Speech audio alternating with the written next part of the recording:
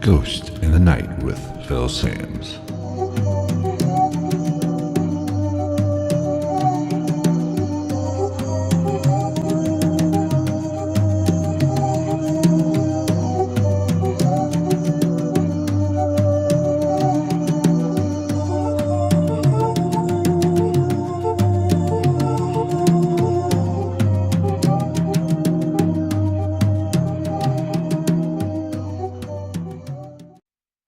What is going on, everybody? Welcome to another episode of Ghost in the Night, a hauntings and paranormal podcast. I am Phil Sams. Thank you so much for joining me today.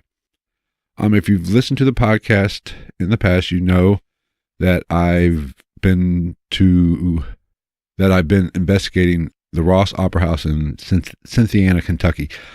It's a fascinating place. There's an abundance of activity there, and I enjoy being there. It never fails to disappoint. Now, I've been there 3 times.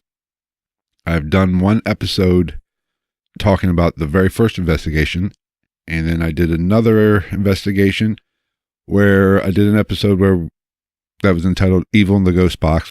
We got an interesting response on the Ghost Box, and it was a name, and if you heard that episode, you know the Ghost Box spit out Satan, which, sparked an interesting line of questioning that I did from that point forward.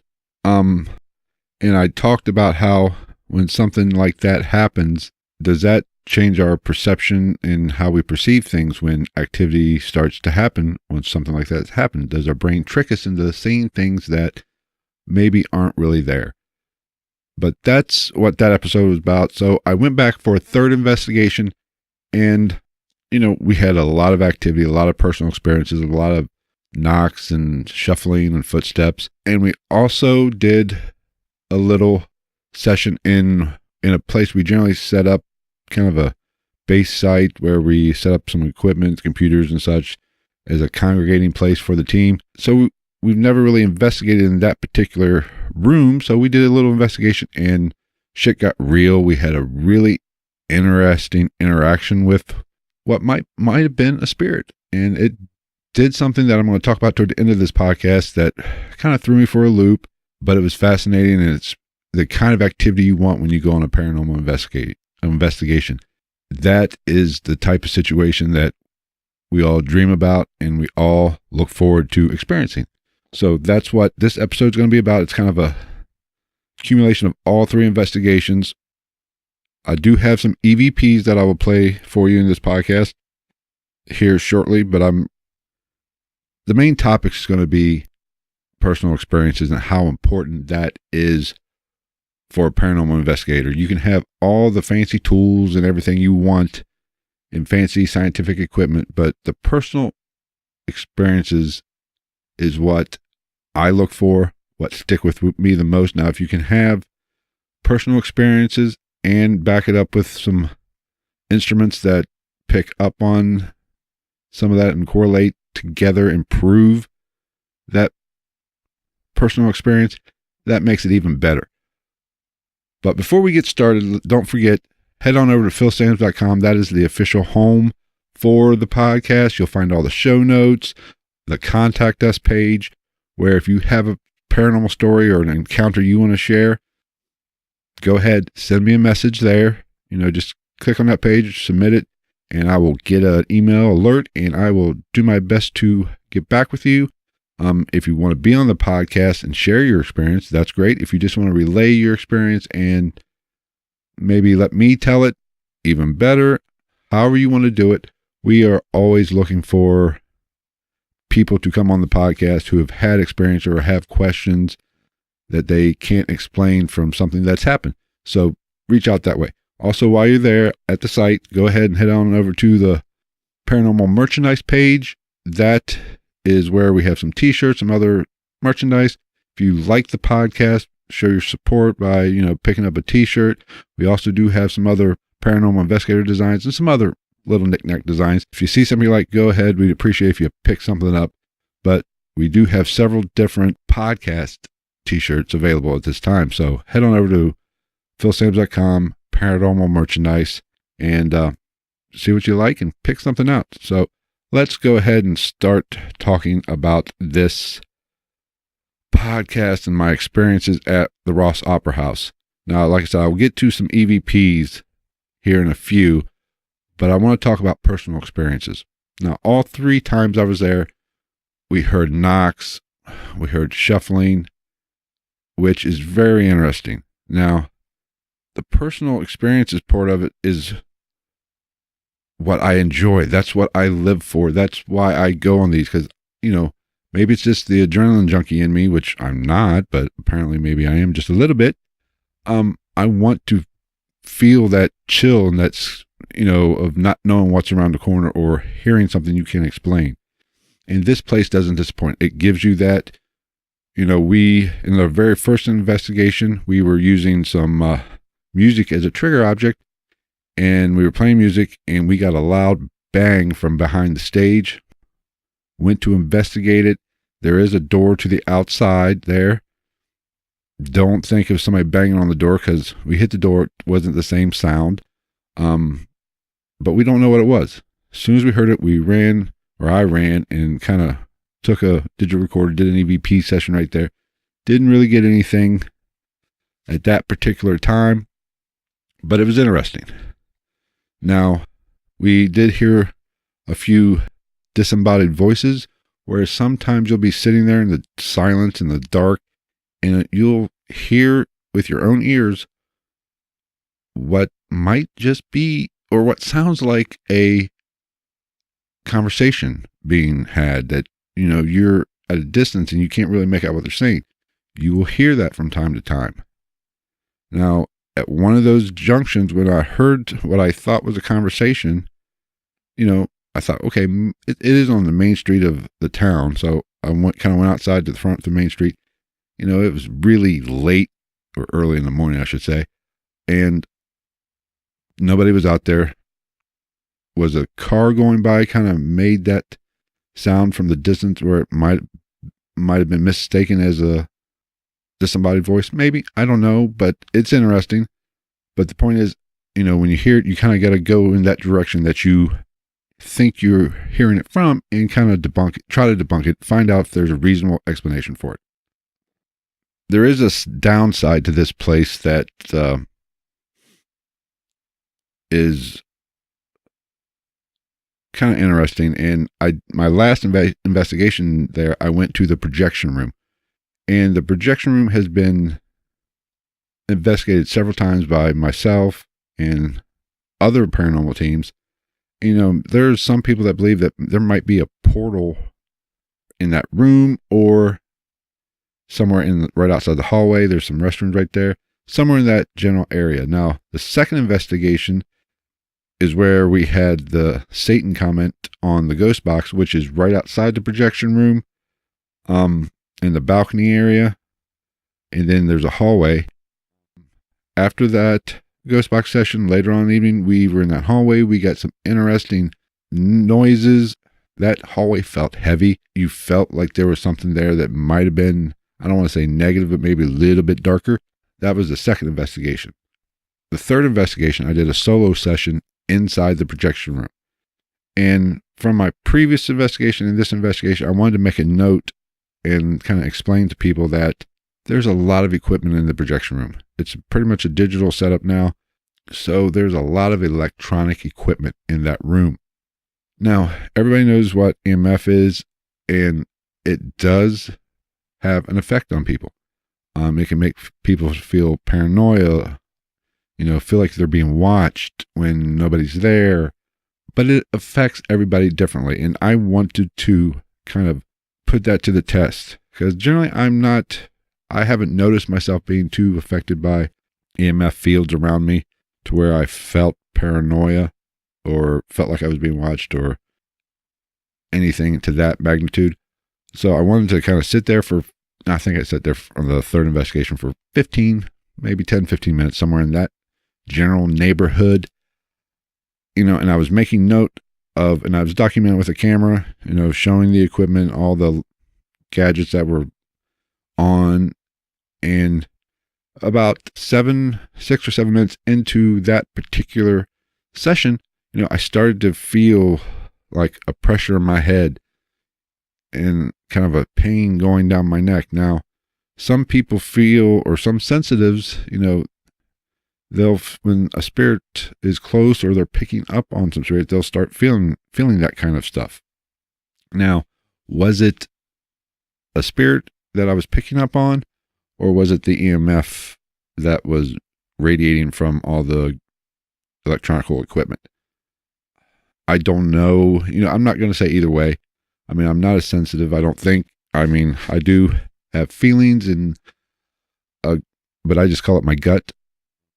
But honestly, I'm kind of leaning toward it was the EMF affecting me at that time, because I never had it in any other portion of the building. That was the only time I got that feeling there the whole night. In the first 2 investigations, I didn't get any of that. Of course, the very first investigation, I didn't investigate the projection room. Second investigation, I did spend about 5-10 minutes in there, but it was not a solo investigation. There was somebody right there in the doorway with me, or while I was in there, there was somebody in the doorway, and we were kind of doing a quick EVP session. But in that solo session, I did start to feel a little funky. Towards the end of that session, I did hear with my own ears what I thought was a growl or some kind of low rumble type noise. So immediately I, documented on the video. I go out, and it sounded like it came from the hallway. Go out there to see if anybody's out there. There were people out on the balcony. I asked them if they went out, or they had went in the hallway in any way, shape, or form. They replied no.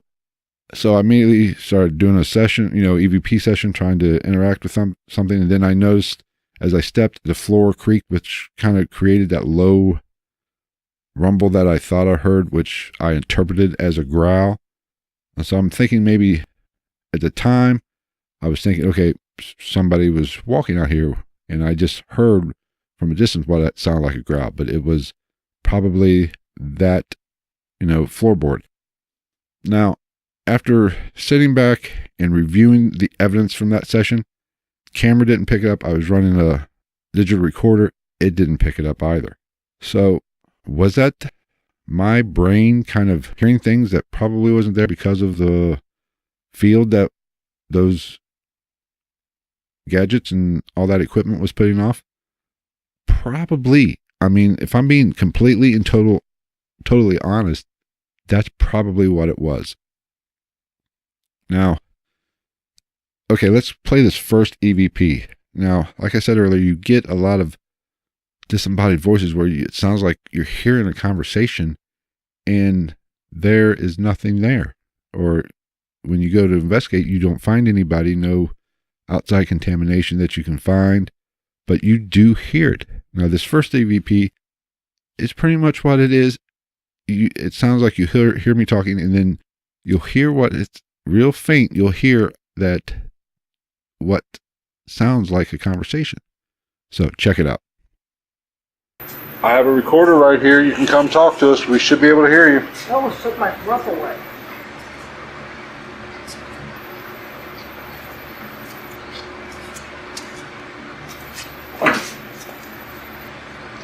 Is this the lady in white?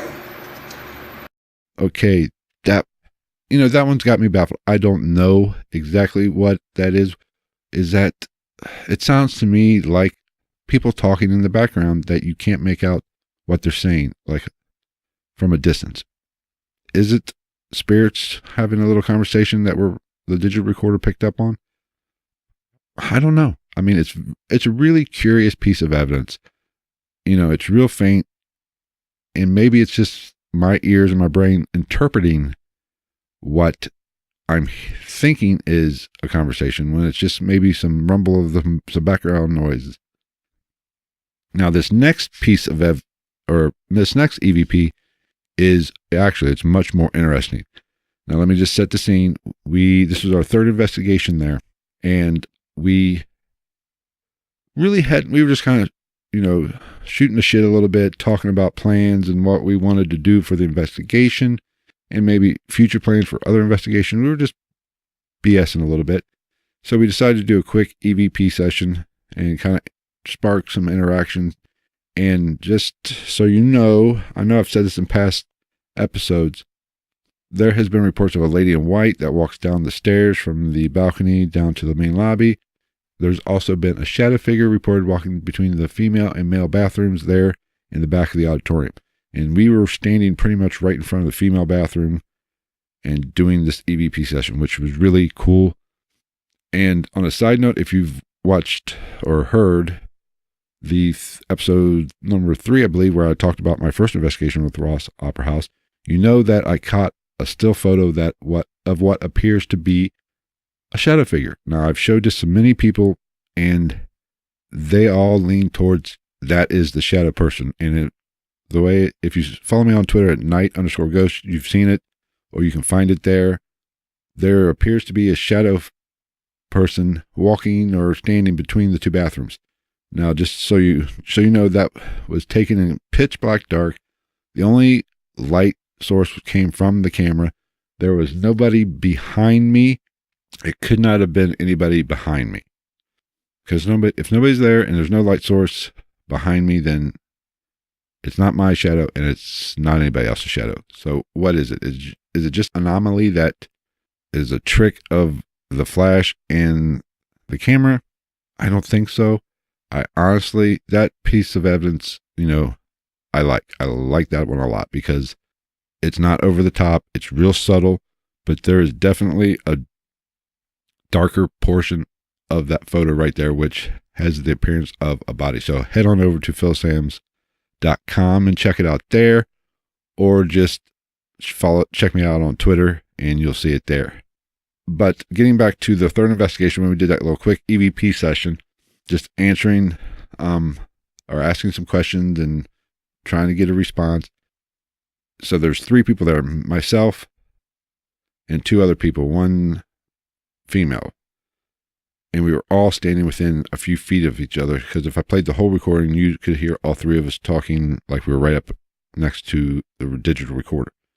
So I asked a question, and there apparently is a response. Let me go ahead and play that for you now. Trevor, are you the shadow person that I captured and other people have captured walking? All right. What do you think about that? That is really interesting. And I know for a fact, because that was more like a burst session. We did about 5 minutes of recording, and I played it back, and boom, there it was. All 3 of us were standing right there. It wasn't the female, Amber, the female, who was with us on that particular evening. It was not her voice. For an EVP, it sounds like it was closer to the mic. But if it was Amber, it would have been a little bit louder. She was standing pretty much right next to me. She didn't say anything. We played it back pretty much immediately, and she didn't say it. So what was it? It almost sounds like it was sort of a response. So let me know what you think. Leave us a comment either on Twitter, on Facebook, or at the show note page for this particular podcast. Let me know what you think about that EVP. I mean, that is really good, I think, because that is much clearer than the disembodied voice or disembodied conversation, what appears to be a disembodied conversation on the first one I played for you. And let me know what you think, because that one's good, and I can explain that one for sure. Now, I want to get to the last part of this podcast, the experience that the 3 of us had on this third investigation in what we call it, the ballroom. It blew my mind, and at the time, it was super freaky. Like I said earlier, we've never really investigated there, because that was where our base camp was. But it was just 3 of us there that evening. So I said, you know what? Let's go ahead and investigate there, because we've heard some knocks in that general vicinity from time to time in prior investigations. So I said, let's just do a quick session in there, see what we get.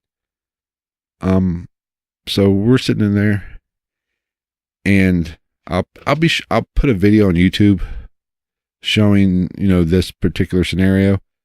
But I'll try my best to kind of explain it, what happened, and set the scene for you. okay, we were all sitting pretty much in the middle of the room. We're doing, I'm still doing some experimenting with some of these phone apps just to kind of see how much bullshit they actually are and see if, you kind of get something every now and then, which you don't really, I mean, you can get some stuff that kind of is similar to what you're talking about, but for the most part, they're bullshit. But we had one of those going, and we're hearing some strange noises, some knocks, some beat, some bangs a little bit, maybe some footsteps in the hallway. And, we're trying to spark, some activity, and we're talking, we're asking questions. And, I'm kind of facing, the other team members, Amber's off to my right a little bit, and, pretty much Frankie's right in front of me. And Amber says, "Does those lights just flicker?" And I didn't even realize that there was like the the icicle lights you people hang up at Christmas time on, the outside of their house, that, a strand that has hang down lights with, 7, 10 lights. They have those on the ceiling, right? There's an opening in the ceiling where there's an old balcony upstairs where you could look down into this room. I didn't even notice them in the past. This is the first time I ever noticed them, but there was those lights. And she said, "Did those lights just flicker?" I didn't see it. Frankie didn't see it. And we both comment, "No, we didn't see anything." So we sit there and we continue our conversation. And I'm where she thought she saw them flickering. It was kind of not behind me, but to my right, but out of my line of sight. So she goes, "There they go again." And Frankie saw them that time. He said, "Yeah, they did look like they flickered." And immediately after that, they turn on. And we're hearing noises coming from like a storage room that's in the corner, basically. Immediately those lights come on. We kind of go, whoa. It kind of freaks us out a little bit because you're not expecting the room to get illuminated all of a sudden. So we start asking questions and, was that you who turned the light on, and things such as that. And we're kind of, it's freaky. I've had experiences at home where lights have turned on, but not really flickered a little bit, then turned on. I mean, it was really freaky how they turned on. Then all of a sudden they shut off.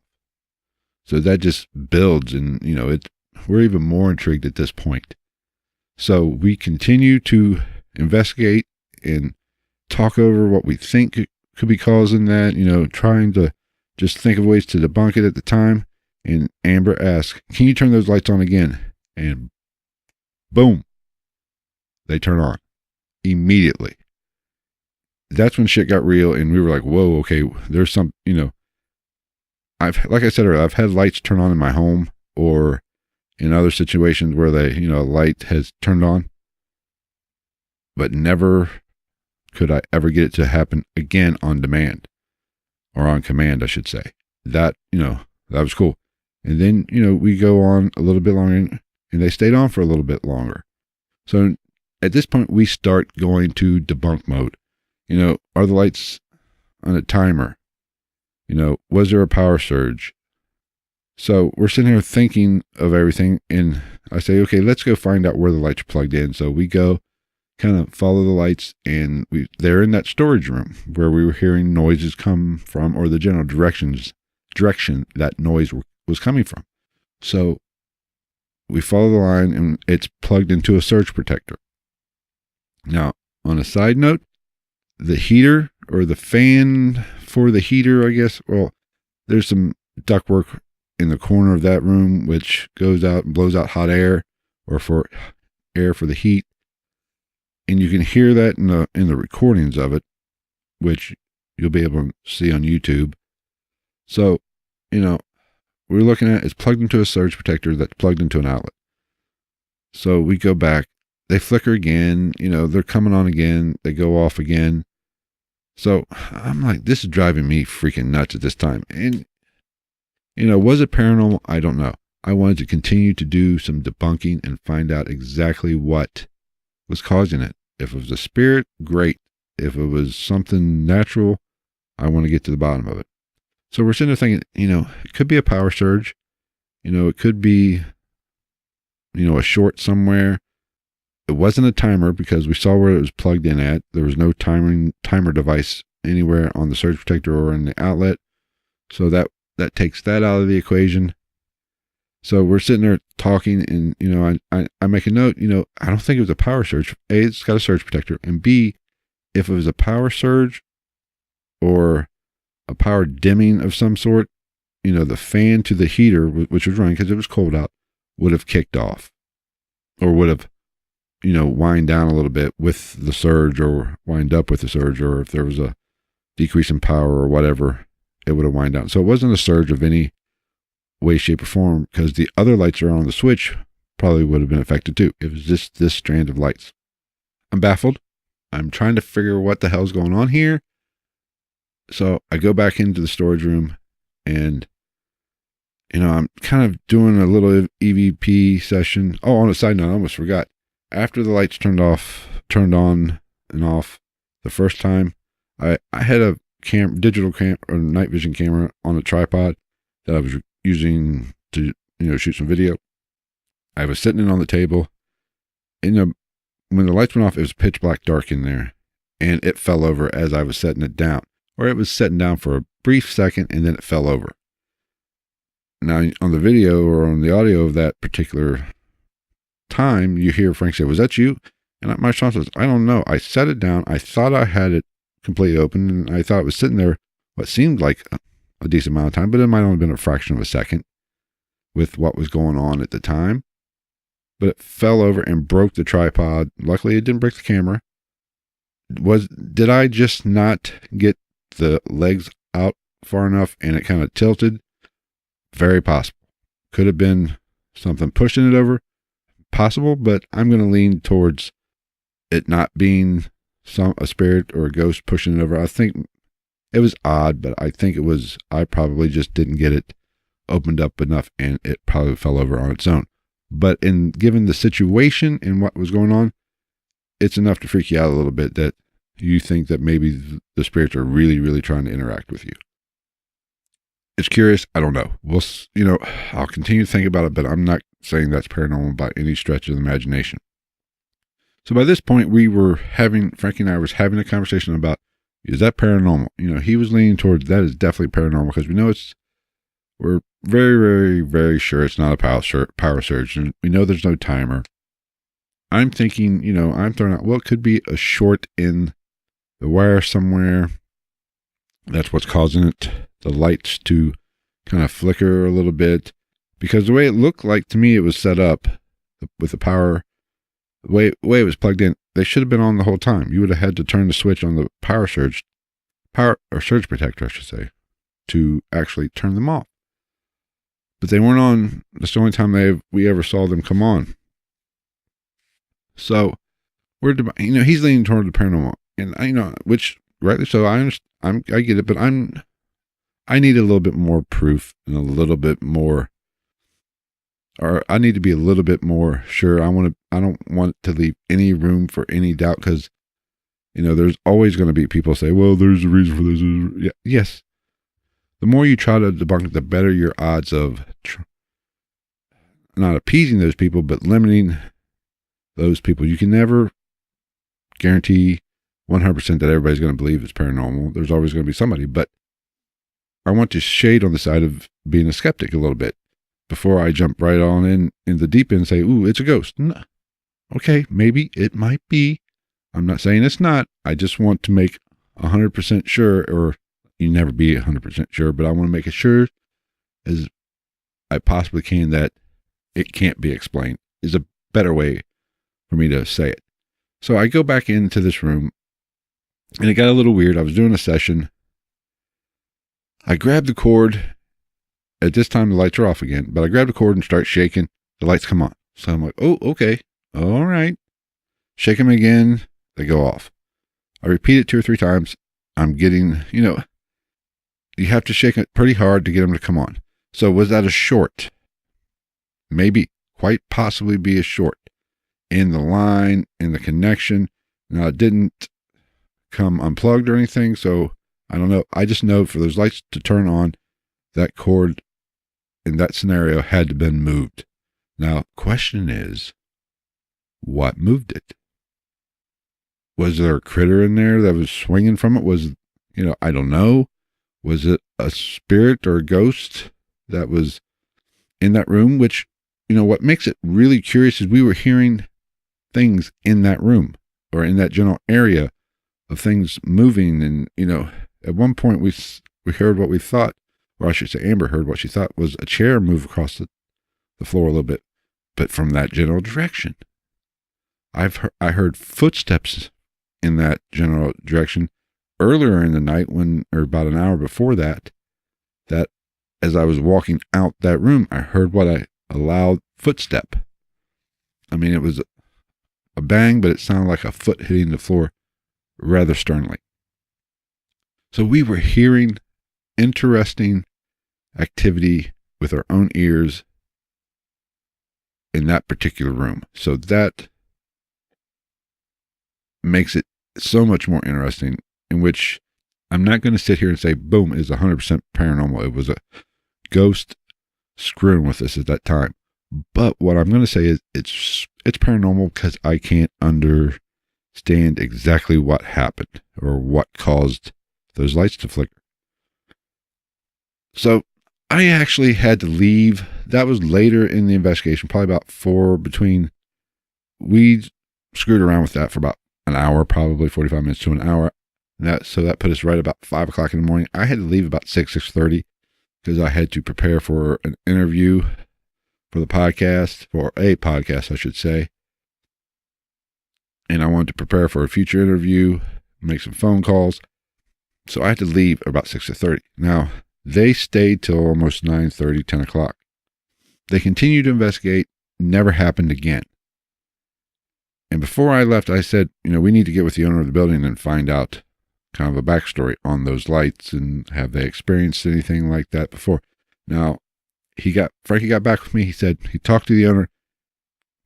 Hasn't happened before. Nobody's reported that happening. They shouldn't just flicker on and off like that.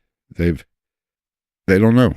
So it is very curious, and I'm super confused on what happened. I want to say it's paranormal. I want to say it's a ghost because that is the easiest and coolest explanation for it, but I'm not going to sit here and say 100% it was a ghost. It was freaking paranormal by every stretch of every imagination possible because I don't know exactly what caused it. I think we're going to go back again and do a fourth investigation there. So naturally, just like the shadow figure that I caught in a still photo, I've tried to debunk that. I'm going to have to see what the deal is with these lights and investigate it further. Let me know what you think about that scenario, because at the time, it freaked the shit out of me. I mean, when you're sitting in the complete and total dark and a light pops on when it shouldn't be popping on, it's hard to keep your composure. I got a little excited. We all got a little excited, which is understandable because your adrenaline starts pumping. But you have to keep that in check and try to be rational and try to figure out what caused it. And I think we did a pretty good job, the best we could at the time. Now we got a little bit more information. When we go back, we'll work on it some more and try to come up with an explanation or try to get the ghost to do it again. I need undeniable proof that there is a spirit interacting with me. I'm not going to immediately jump to a ghost caused the light to flicker or a ghost made that noise. I want to find out what made that noise and hopefully try to rationalize and find a reason for it. And if there isn't, then guess what? It's paranormal. Maybe it was a ghost. Maybe it was a spirit interacting with us or a bleed through between the worlds. I don't know, but that is the beauty of it. I hope you enjoyed this podcast. Don't forget to leave a comment what you think. Share it if you think somebody will enjoy this podcast. Thank you so much for listening. Support has been outstanding. I appreciate every one of you, especially if you follow me at Twitter. We're getting new followers every day. The downloads on the podcast are going up. Thank you so much if you take the time to listen to this podcast. Now that you take the time to listen, interact with me, reach out, say hi, just let me know what you think. If a certain topic strikes your fancy, let me know and maybe I'll cover it. We do have a very good interview planned to do here in the very near future, which hopefully, if things work out, it will be next week's episode. It's fascinating. You've probably heard of this story. If you're a fan of the paranormal shows, that's about all I'm going to get into at this particular time. I will tell you more about it in coming days on Twitter. So follow me at night_ghost. If you kind of want a preview of this podcast and this interview, but you're going to want to stay tuned. It's going to be interesting. That episode might be a little bit longer than usual, or I might even have to break it in two, but it's going to be well worth it. I've talked to the person in a pre-interview. Fascinating story, and the backstory of the television show, fascinating. You're going to like it. So be sure to be on the lookout. Like I said, follow me on Twitter, and you will kind of get a sneak peek, and I will tell you exactly who it is and exactly when that episode's going to air, most likely. But once again, thank you for listening. Thanks for the follows on Twitter. Be sure to follow us on Facebook as well at Ghost in the Night Podcast, on Instagram at ghost_night_podcast. And also don't forget to check out the t-shirts for the podcast at philsams.com. So until next week, thanks for listening. Take care, everybody.